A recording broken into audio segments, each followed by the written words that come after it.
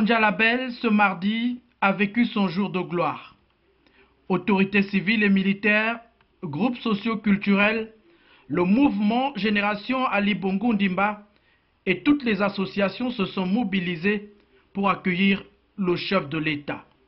La présence du numéro 1 de la République valait bien cette chandelle, mais aussi la cohésion et l'unité des fils de la localité pour un objectif commun, le développement de Konja. Comme l'a déjà souligné l'honorable député, le bitumage de l'axe routier Akieni au Konja a déjà commencé. Et nous allons aussi, après cela, puisque Okonja a une vocation de carrefour très importante, relier d'abord Okonja avec le reste de la province, mais aussi le lien avec la province de Logwe et Vindo. Voilà pourquoi l'aménagement aussi de l'axe routier Okonja-Makokou est déjà en étude et va être aussi mis en route et être donc réalisé de manière à ce que nous puissions connecter ces deux provinces importantes et favoriser par là le développement économique.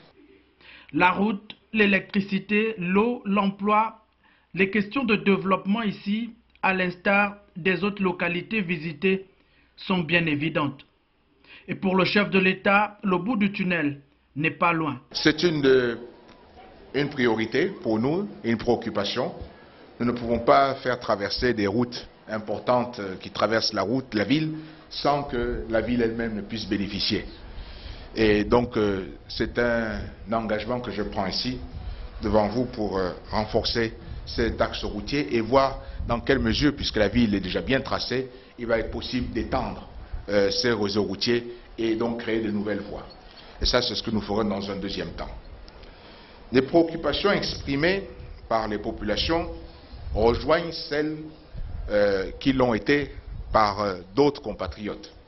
Le développement de la ville de Konja et de la CB Bricolo préoccupe au plus haut point le numéro 1 de la République. Mais ici comme ailleurs, dans la province du Haut-Ogooué, il n'y a point de développement dans la division et les clivages. La séance des audiences a constitué le clou du séjour présidentiel dans cette localité.